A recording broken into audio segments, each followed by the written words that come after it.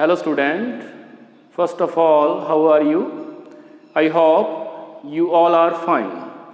Students, अपना 9th geography में chapter 4 climate चल रहा है। इससे पहले आपके 3 लेक्चर हो चुके हैं, ठीक है। नेक्स्ट लेक्चर में अपने जो नया टॉपिक स्टार्ट करने वाले हैं वो है आपका द सीजन्स, ठीक है। कुछ डायग्राम इंडिया का हो गया, जैसे ये सीजन फॉर्मेशन का हो गया और ये एयर सर्कुलेशन का हो गया, जो आपको पहले करवा चुके हैं। इसमें ये आपके काम आएंगे अच्छे से समझने के लिए, तो मैंने ये पहले बना के रख लिए, ठीक है। तो अपना नया टॉपिक जो है द सीज़न, जैसा जनरली आपको पहले भी बताया है कि इंडिया में जो क्लाइमेट है वो मॉनसून टाइप की है, ठीक है। और वेदर कंडीशन होती है वो एक दिन में भी कई बार चेंज हो सकती है, लेकिन उसी में क्या है कि कुछ महीने या कुछ हफ्ते ऐसे होते हैं जब टेम्परेचर, क्लाइमेट, रेनफॉल है ना, टेम्परेचर और रेनफॉल इसकी कंडीशन ऑलमोस्ट एक जैसी रहती है। मतलब कभी गर्मी का मौसम आ जाता है ना, कभी सर्दी का मौसम आ जाता है ना, कभी रेनी सीजन आ जाता है, कभी रिट्रीटिंग मानसून का सीजन आ जाता है। तो ये 4 सीजन डिस्टिंग्विश किए गए हैं अलग अलग मंथ में। लगभग सभी के लिए अपने कह सकते हैं कि 12 मंथ होते हैं साल में, तो लगभग 3-3 मंथ का टाइम पीरियड ऑलमोस्ट, किसी में थोड़ा बहुत कम ज़्यादा भी हो सकता है, तो उसके अकॉर्डिंग इसको डिस्टिंग्विश किया गया है, ठीक है। तो इंडिया में जो अपने द सीजन है, तो फर्स्ट सीजन की स्टार्ट अपने करेंगे the cold weather season. First है the cold weather season. Cold weather season जो है इंडिया में, उसका जो टाइम पीरियड है, सबसे पहले अपने टाइम पीरियड की बात करें तो वो अपने कह सकते हैं मिड नवंबर से स्टार्ट होकर फरवरी तक इसका टाइम पीरियड होता है, ठीक है। कोल्ड वेदर सीजन का टाइम पीरियड मिड नवंबर से फरवरी तक का टाइम पीरियड होता है। अपने कोई भी सीजन की बात करेंगे तो उसमें अपने मेनली टेम्परेचर या प्रेशर और उसके साथ साथ अपने रेनफॉल, ये 3 ही बातें अपने को करनी है मेनली। तो कोल्ड वेदर सीजन में मिड नवंबर टू फरवरी का टाइम पीरियड होता है उसमें, और ये वाली कंडीशन है विंटर सीजन के लिए। इसमें क्या होता है कि जो सन होता है उसकी एपरेंट मूवमेंट साउथवर्ड होती है, या अपने कह सकते हैं कि ट्रॉपिक ऑफ कैप्रिकॉर्न के ऊपर होती है। मतलब साउथ हेमिस्फीयर में गर्मी का टाइम होता है, वहाँ पे जो सन रेज है वो परपेंडिकुलर होती है। उस टाइम जो अपना ट्रॉपिक ऑफ कैंसर है जिसके आसपास इंडिया है, वहाँ पे सन की जो रेज है वो ऑब्लिक हो जाती है। सन की रेज ऑब्लिक होती है तो कहने का मतलब क्या है कि जो इंडिया है वहाँ पे टेम्परेचर कम होगा। तो इसमें वेरिएशन भी होते हैं इंडिया में भी, क्योंकि इंडिया का जो साउथ पार्ट है वहाँ ट्रॉपिकल क्लाइमेट है या ट्रॉपिकल जोन है, ये सब ट्रॉपिकल जोन है। तो चाहे कोई भी वेदर अपने पढ़ेंगे तो उसमें इस एरिया का और इस एरिया का फ़र्क रहेगा। यहाँ पे क्योंकि तीनों और इसके अरेबियन सी है, बे ऑफ बंगाल है और इंडियन ओशियन है, तो इसके ऊपर जो वाटर है या कोस्टल एरिया है, चारों ओर सी या ओशियन है, उसका इसके ऊपर मॉडरेट इफेक्ट रहेगा। यहाँ ना ही तो यहाँ पे बहुत ज़्यादा गर्मी होगी, ना ही बहुत ज़्यादा सर्दी होगी। सर्दी तो वैसे भी कम होगी क्योंकि ये ट्रॉपिकल रीजन में आपको मिल जाता है, ठीक है, और ये सब ट्रॉपिकल रीजन में। तो इन दोनों के ही टेम्परेचर में जनरली फ़र्क रहेगा। जो पेनिनसुलर इंडिया है कोल्ड वेदर सीजन में, वहाँ पे जो टेम्परेचर है पेनिनसुलर इंडिया में वो आपको मिलेगा बिटवीन 20 to 25 डिग्री सेल्सियस के आसपास, ठीक है। जो ज़्यादा साउथ का पार्ट है वहाँ तो आपको 30 डिग्री के आसपास भी टेम्परेचर मिल सकता है, 30-32 डिग्री सेल्सियस, ठीक है, क्योंकि वो इक्वेटर के ज़्यादा क्लोज है। वहाँ पे सन रेज बहुत ज़्यादा ऑब्लिक नहीं होती, लगभग वहाँ पे 66 डिग्री का एंगल, 60 डिग्री का एंगल तक ही वहाँ पे सन रेज आपको मिलती है, उससे कम वहाँ सन रेज नहीं होती। इस वजह से टेम्परेचर ज़्यादा बना रहता है। और जो नॉर्थ इंडिया है वहाँ पे आपको टेम्परेचर मिल जाएगा between 10 degree to 15 degree Celsius के बीच में, ठीक है। मतलब वहाँ पे ठंडा मौसम आपको कंपैरेटिवली मिलेगा, ठीक है। अब क्या है कि कोल्ड वेदर सीजन की कंडीशन में अपने बात करें, ये तो टेम्परेचर की बात अपने होगी। अब है क्या इसमें कि इस कंडीशन को देखें अपने जब मॉनसून नहीं आ रहा होता, क्योंकि ये कोल्ड वेदर सीजन का टाइम है, तो उस टाइम इंडिया, क्योंकि यहाँ पे आपको जैसे मैंने पहले बताया था ये GMT है, तो इंडिया की लोकेशन लगभग इस रीजन में आपको मिल जाएगी। ठीक है, तो यहाँ पे कौन सी विंड चल रही होती है तब? ये नॉर्थ ईस्ट, इस साइड से। तो वो नॉर्थ ईस्ट जो विंड है वो कहाँ से आ रही होती है? वो लैंड मास से ही आ रही होती है जनरली, और इस वजह से वो ड्राई होती है, या ऊपर अपने कह सकते हैं कि सेंट्रल एशिया से आने की वजह से ठंडी होती है, कोल्ड और ड्राई विंड होती है। इस वजह से जनरली जो इंडिया है वो नॉर्थ ईस्ट ट्रेड विंड के इफेक्ट में आने की वजह से जनरली उस टाइम मौसम जो है वो ड्राई रहता है। ठीक है, थोड़ा बहुत अपने कह सकते हैं कि जब, जैसे मैंने आपको पहले भी बताया था कि अगर वो विंड अगर बे ऑफ बंगाल से क्रॉस करके इंडिया के कुछ पार्ट को, जैसे कोरोमंडल कोस्ट है इंडिया का, उसको यहाँ अफेक्ट करती है और वहाँ रेनफॉल भी कर जाती है। ठीक है, थोड़ी बहुत रेनफॉल भी यहाँ पे हो जाती है नवंबर के मंथ में। और जनरली वैसे क्योंकि जब रेनफॉल का सीजन होता है तब ये कोरोमंडल कोस्ट ड्राई रहता है, इसे जो रेनफॉल है या तो रिट्रीटिंग मानसून के टाइम में या थोड़ा सा जो विंटर सीजन है उस टाइम में यहाँ पे रेनफॉल आपको मिल जाएगा। ठीक है, अब ये रेनफॉल का इसमें और प्रेशर की बात हो गई।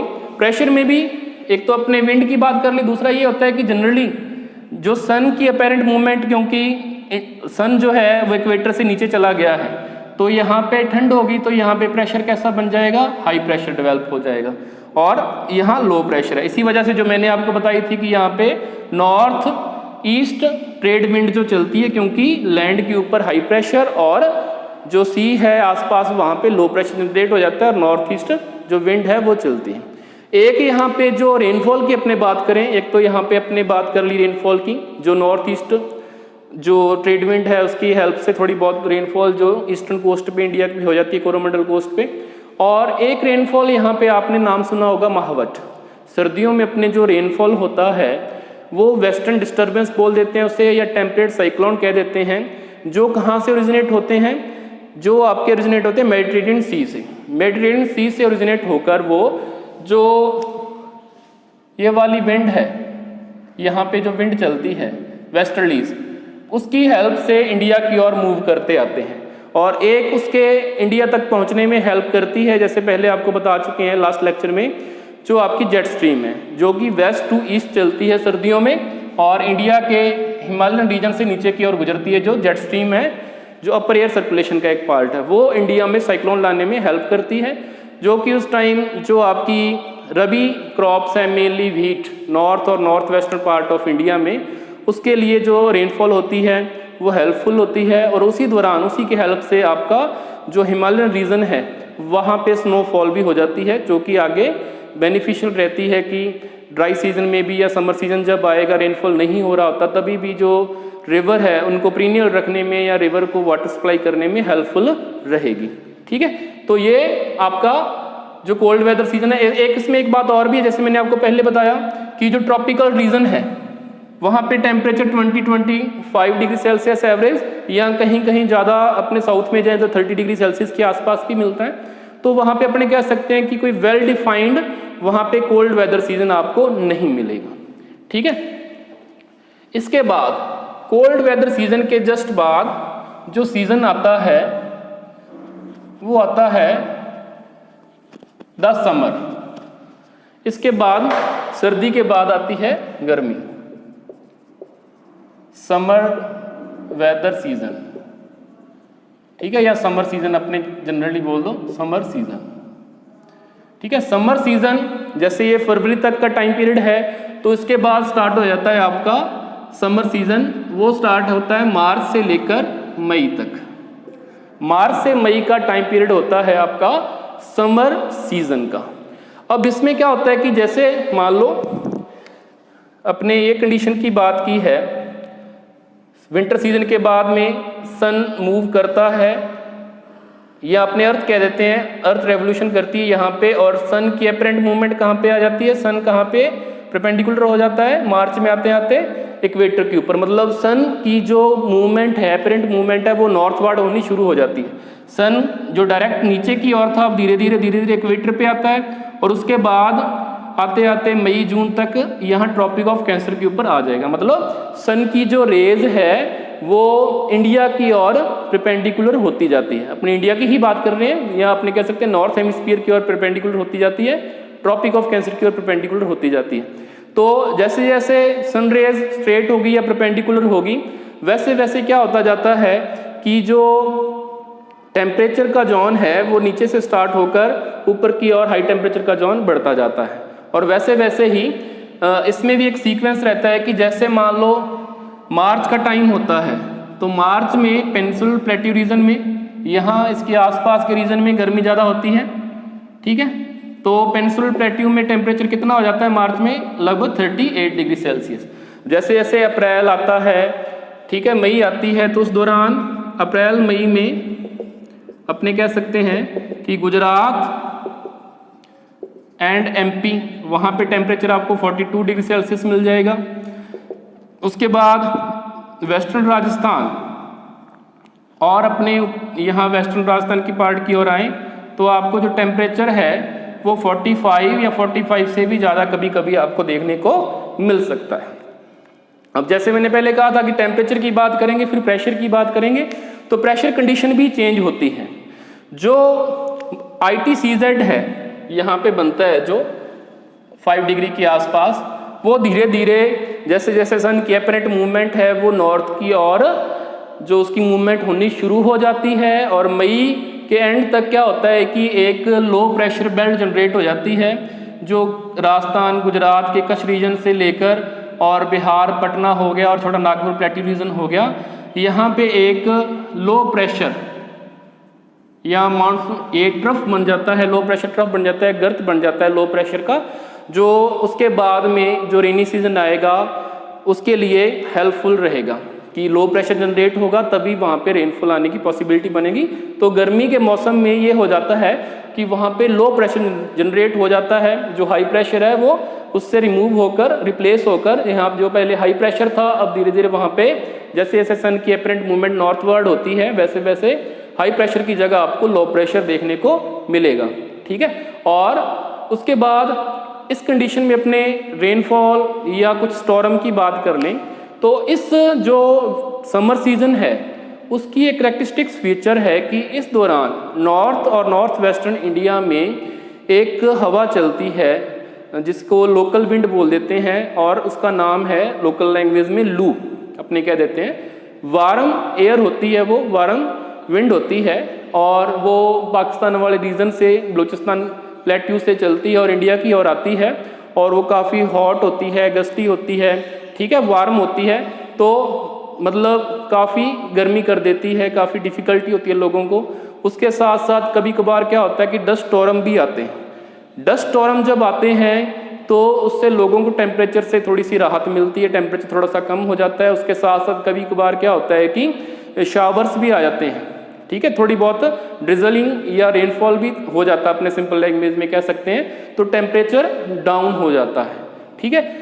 उसी दौरान इस जो समर सीजन है इसमें आप देखोगे कि जो वेस्ट बंगाल का आसाम का रीजन है वहाँ पे थंडर स्टॉर्म भी फील किए जाते हैं। थंडर स्टॉर्म मतलब टॉरेंशियल रेनफॉल वहाँ पे होता है एकदम से, ठीक है, और वहाँ पे जो टी की क्रॉप लगी हुई है उसके लिए वो हार्मफुल होता है। उसी वजह से इसे असम में बारदोली शिड़ा बोला जाता है, और जो वेस्ट बंगाल है उसमें उसे काल बैसाखी का नाम दिया जाता है। ये जो समर स्टॉर्म है उनके डिफरेंट रीजन में डिफरेंट नेम है, जैसे नॉर्थ वेस्टर्न पार्ट में लू हो गया, उसके बाद में वेस्ट बंगाल में काल बैसाखी हो गया, और असम में बारदोली शिड़ा हो गया। इसी दौरान प्री मानसून शावर कुछ साउथ इंडिया में भी, केरला कर्नाटका रीजन में भी मिलती है। केरला कर्नाटका में जो शावर होती है मालाबार कोस्ट पे, यहाँ पे आम की क्रॉप लगी हुई है जो मैंगो की अर्ली राइपनिंग के लिए हेल्पफुल होती है, जो रेनफॉल थोड़ा बहुत वहाँ होता है तो उसे अपने मैंगो शावर बोल देते हैं। जो कर्नाटका में आपकी कॉफ़ी के प्लांटेशन लगी हुई है उस टाइम कॉफ़ी के फ्लावरिंग होती है तो उसे उसके लिए भी वो हेल्पफुल होती है, तो उसे अपने ब्लॉसम शावर बोल देते हैं, ठीक है। तो कहने का मतलब कि लू, काल बैसाखी और बारदोली शिड़ा तो हार्मफुल इफेक्ट करती है, लू थोड़ा सा मॉडरेट इफेक्ट भी कर जाती है, और बारदोली शिड़ा और जो काल बैसाखी है वो उसके ऊपर हार्मफुल इफेक्ट करती है। और जो मैंगो शावर है और ब्लॉसम शावर है वो हेल्पफुल इफेक्ट है, वहाँ पे उसका पॉजिटिव इम्पैक्ट पड़ता है जो वहाँ पे क्रॉप लगी होती है, ये जो समर सीजन में स्टॉर्म आते हैं उसमें। ठीक है, इसके बाद आपका जो नेक्स्ट वेदर है वो है the advancing monsoon. The third है the advancing monsoon season. The advancing monsoon season, इसमें क्या है कि ये जो टाइम पीरियड होता है ये आपका स्टार्ट हो जाता है जून से, जून से लेकर ये सितंबर तक चलता है। ठीक है, जून से लेकर सितंबर तक का इसका टाइम पीरियड होता है। इससे पहले जो अपने समर सीजन पढ़ा उसमें मैंने आपको बता दिया था कि गर्मी होने की वजह से लैंड मास या सन की नॉर्थवर्ड अपेरेंट मूवमेंट होने की वजह से ऊपर इंडिया की ओर जो गर्मी है वो बढ़ती जाती है, जैसे जैसे अपने ट्रॉपिक ऑफ कैंसर की ओर आते जाते हैं नॉर्दर्न प्लेन ऑफ इंडिया में, जिससे वहाँ पे जैसे मैंने आपको लो प्रेशर रीजन का डेवलप होना बताया था, तो वो लो प्रेशर रीजन जैसे जैसे डेवलप होता जाता है, ठीक है, तो वो रेनफॉल को लाने के लिए हेल्पफुल हो जाता है। हेल्पफुल कैसे हो जाता है कि जैसे जैसे लो प्रेशर ऊपर की ओर बढ़ता जाता है या टेम्परेचर ऊपर की ओर बढ़ता जाता है, ये जो ITCZ है, ITCZ जनरली जो इक्वेटर रीजन के आसपास आपको देखने को मिलता है, इसका डिस्प्लेसमेंट या मूवमेंट हो जाता है इस रीजन में। ITCZ कहाँ बन जाता है? इस रीजन में 20-25 डिग्री के आसपास के रीजन में या गंगा प्लेन के आसपास के रीजन में ITCZ बन जाता है, जिसको अपने क्या कह देते हैं? मॉनसून ट्रफ कह देते हैं। जैसे पहले भी आपको एक्सप्लेन किया हुआ है इसमें कि जो मॉनसून ट्रफ है या ITCZ है, ठीक है, जैसे वो ऊपर की ओर मूवमेंट करता है तो एक ट्रफ है, डिप्रेशन है, गर्त है, ठीक है, जो आसपास से जो एयर है या हाई प्रेशर रीजन जो है वहाँ से एयर को अपनी ओर अट्रैक्ट करेगा, ठीक है। तो वो हाई प्रेशर का रीजन कहाँ होता है? 20 डिग्री साउथ के आसपास इंडियन ओशियन में, ठीक है, इंडियन ओशियन में मेडागास्कर के ईस्ट में, जैसे मैंने आपको कल बताया था, तो वहाँ पे हाई प्रेशर होता है और वो हाई प्रेशर से जो विंड है, जिसमें साउथ ईस्ट जो ट्रेड विंड है, south east trade wind attract होती है इस ITCZ की ओर। और जैसे मैंने आपको पहले बताया था कि ये जो ITCZ south eastern trade wind है, ये अट्रैक्ट होगी तो इसका मूवमेंट कैसे होगा? यहाँ तक तो इक्वेटर तक तो ऐसे होता है, इक्वेटर को क्रॉस करने के बाद ये राइट हैंड साइड की ओर डिफ्लेक्ट हो जाती है। किसकी वजह से? कोरलिस फोर्स की वजह से। कोरलिस फोर्स की वजह से ये राइट हैंड साइड की ओर डिफ्लेक्ट हो जाती है, तो इसका मूवमेंट आपको ऐसे देखने को मिलेगा, ठीक है, ऐसा मूवमेंट आपको यहाँ देखने को मिलता है कि ये राइट हैंड साइड की ओर डिफ्लेक्ट हो जाती है। अब जो नेक्स्ट प्रोसेस है इसमें कि जब ये मानसून विंड इसकी ओर अट्रैक्ट होगी तो इसकी दो ब्रांच निकलती है इंडिया की ओर, एक तो अरेबियन सी ब्रांच होती है और एक ब्रांच होती है बे ऑफ बंगाल, ठीक है, दो ब्रांच इसकी होती है, अरेबियन सी और बे ऑफ बंगाल।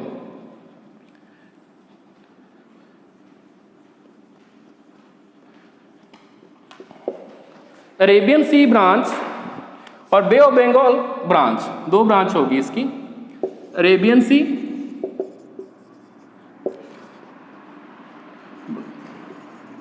और बे ऑफ बंगाल, ठीक है।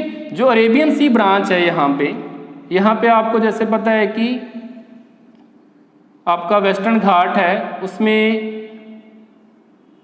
आपको पासेस मिलते हैं, ठीक है, यहाँ पे आपकी नर्मदा रिवर है और यहाँ पे अरावली है।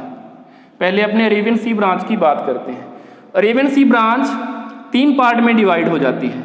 एक तो आती है यहाँ पे जो आपका वेस्टर्न घाट है, इससे टकराती है, जो इसकी आगे परपेंडिकुलर होता है, परपेंडिकुलर होने की वजह से वो जो मॉनसून विंड है जो कि यहाँ से साउथ ईस्ट रीजन से चली है और ओशियन से, हॉट ओशियन से एवेपोरेशन लेकर या अपने कह सकते हैं वेपर लेकर, उसमें मॉइस्चर की जो कंटेंट है वो काफ़ी हो जाता है। जब वो किसी हिल से या जैसे वेस्टर्न घाट से टकराती है, उससे अपलिफ्टमेंट होता है, कंडेंसेशन होता है, क्लाउड बनते हैं और प्रेसिपिटेशन होता है, ठीक है।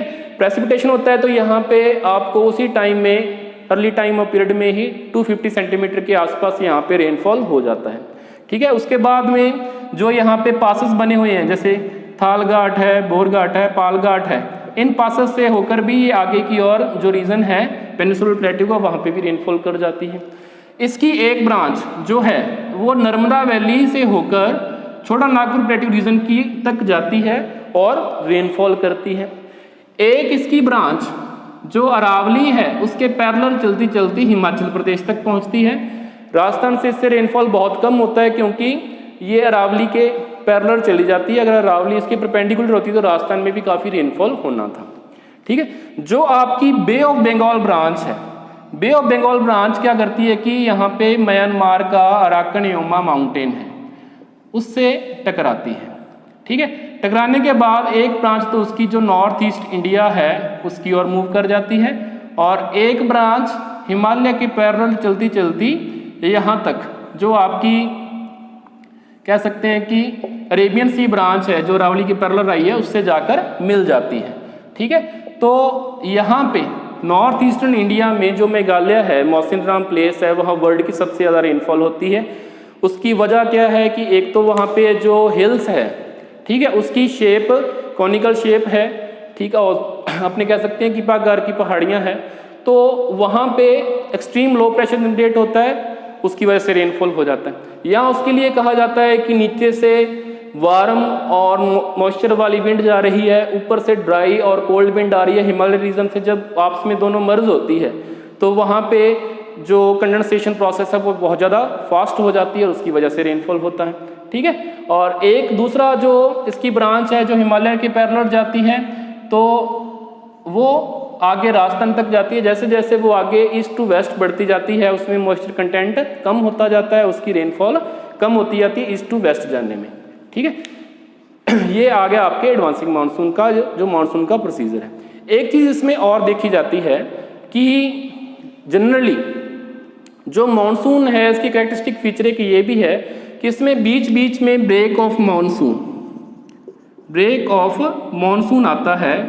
ब्रेक ऑफ मानसून क्या है कि ड्राई स्पेल्स ऑफ मानसून के दौरान जैसे मान लो कुछ दिनों के लिए रेनफॉल हो गया, उसके बाद क्या होता है कि बीच में ड्राई स्पेल आ गया, फिर रेनफॉल हो गया, फिर ड्राई स्पेल आ गया। ये कंडीशन बनी रहती है जिसको अपने ब्रेक ऑफ मानसून कहते हैं। इसकी वजह क्या है? इसकी वजह ये है कि जो मानसून ट्रफ है उसका साउथवर्ड और नॉर्थवर्ड मूवमेंट, कभी तो वो नॉर्थवर्ड चला जाता है, कभी साउथवर्ड चला जाता है। ठीक है, और उसी दौरान उसका एक्सिस भी चेंज होता रहता है, मतलब monsoon trough and their axis.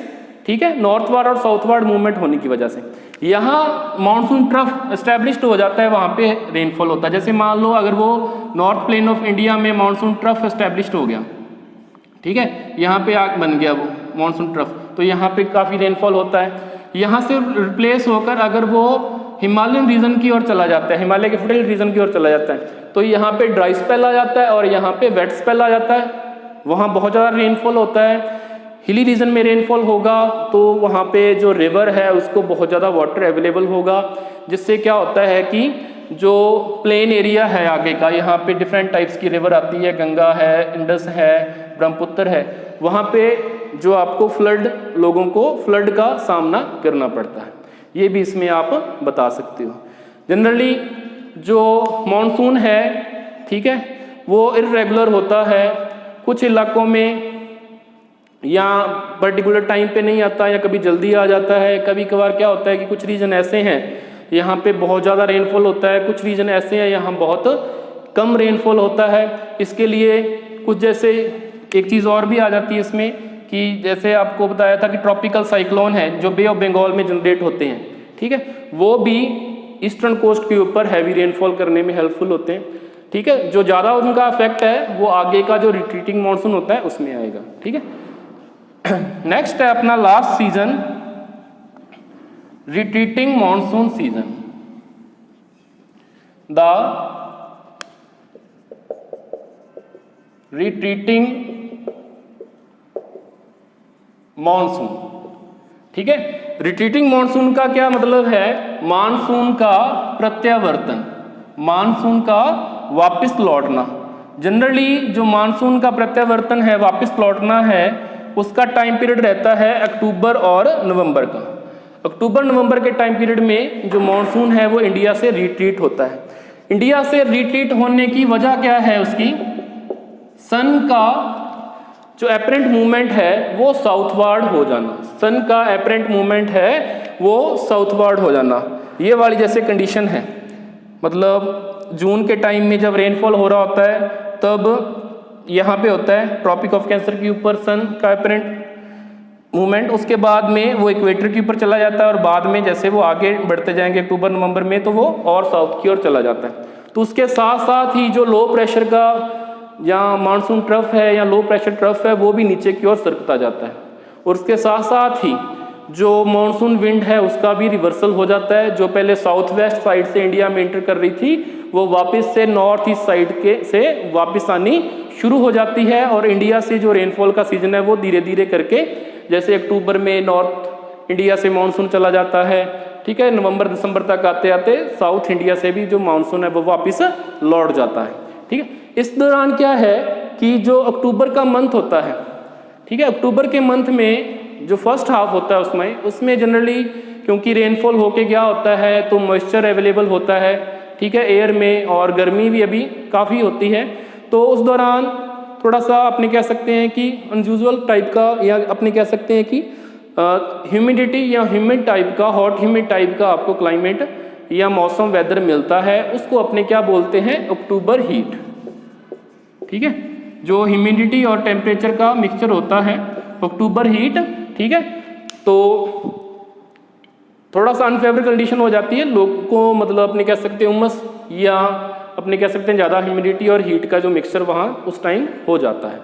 उसके बाद इसी दौरान जैसे मैंने अभी आपको बताया कि बे ऑफ बंगाल में ट्रॉपिकल साइक्लोन जनरेट होते हैं जो मेनली अंडमान निकोबार आइलैंड के ऊपर अफेक्ट करते हैं, ट्रॉपिकल साइक्लोन जो होते हैं, ठीक है, अक्टूबर नवंबर के मंथ में, और उससे उनकी जो एक तरह से तूफान भी आते हैं, टॉरेंशियल रेनफॉल भी होता है कभी कभार, या जनरली वो क्या होता है कि उड़ीसा हो गया, आंध्र प्रदेश हो गया, तमिलनाडु कोस्ट के ऊपर भी आते हैं, कोस्टल एरिया में एंटर कर जाते हैं, और वहाँ पे जो लाइफ है, ठीक है, और प्रॉपर्टी है उसका काफ़ी लॉस हो जाता है इसी दौरान, ठीक है। ये आप रिट्रीटिंग मानसून में करोगे।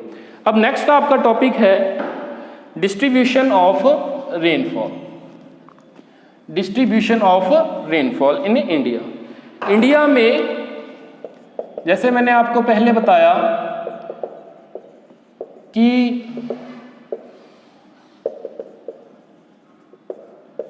इंडिया में रेनफॉल सबसे ज़्यादा आपको मिलेगा ये वाले रीजन में, वेस्टर्न घाट में, क्योंकि ये अरेबियन सी के परपेंडिकुलर है, यहाँ बहुत ज़्यादा रेनफॉल होता है, लगभग 400 सेंटीमीटर से ज़्यादा। एक असम मेघालय का नॉर्थ ईस्टर्न पार्ट का जो रीजन है वहाँ पे 400 सेंटीमीटर से ज़्यादा रेनफॉल होता है, और राजस्थान आ गया, गुजरात आ गया, पंजाब हरियाणा का पार्ट आ गया, ठीक है, और लेह लद्दाख का रीजन आ गया जो ग्रेट हिमालय से ऊपर वाली साइड में प्रेजेंट है। तो यहाँ पे 50 सेंटीमीटर से 60 सेंटीमीटर से कम रेनफॉल होता है। यहाँ 400 सेंटीमीटर वाले रीजन आ गए, ये लेस देन 50-60 वाले आ गए, और बाकियों में नॉर्मल रेनफॉल 100, कहीं पे 200 सेंटीमीटर, है ना। तो कम रेनफॉल होने की वजह क्या है कि एक तो ये वाला जो रीजन है, एक तो अरावली के पैरेलल आती है अरेबियन सी ब्रांच जो है, तो रेनफॉल कम होता है। दूसरा क्या है कि जो ये वाली है बे ऑफ बंगाल ब्रांच है, यहाँ पहुँचते पहुँचते वो ड्राई हो जाती है, उसमें ह्यूमिडिटी का लॉस हो जाता है, तो रेनफॉल कम होता है। जो लेह लद्दाख रीजन में रेनफॉल कम होने की वजह क्या है कि इसके सामने 6000 मीटर ऊंची हिमालयन माउंटेन रेंज है, जिसको पार करने के बाद जब हवा नीचे उतरती है गर्म हो जाती है, जिससे कंडेंसेशन नहीं हो पाता, क्लाउड नहीं बन पाते, रेनफॉल नहीं होता। ये इसकी वजह आ जाती है, ठीक है। एक इसमें जो लास्ट आपका टॉपिक है वो है monsoon as a unifying bond, monsoon as a unifying bond. जैसा आपने देखा कि इंडिया में अपने कह सकते हैं कि जो हिमालयन रीजन है वो सेंट्रल एशिया से आने वाली ठंडी हवाओं को रोकता है, और इंडिया का जो नॉर्दर्न प्लेन है वहाँ पे टेम्परेचर को मॉडरेट बनाए रखता है। जो सेम लैटिट्यूड पे दूसरे रीजन है वहाँ पे ठंड बहुत ज़्यादा हो जाती है, टेम्परेचर बहुत ज़्यादा डाउन हो जाता है, उतना नॉर्दर्न प्लेन ऑफ इंडिया में नहीं हो पाता, क्योंकि ये इसको सिक्योर करता है, सेफ करता है, ठीक है। एक अपने इसमें इफेक्ट देखा कि जो ये आपका वेस्टर्न घाट है, ये भी इसमें हेल्पफुल इफेक्ट करता है कि रेनफॉल ज़्यादा होता है इसके वेस्टर्न पार्ट में, ठीक है, ईस्टर्न पार्ट में कम होता है, इनके इफेक्ट भी आते हैं। लेकिन जनरली क्या देखा जाता है कि ओवरऑल इंडिया में जो क्लाइमेट का टाइप है वो मॉनसून ही रहता है।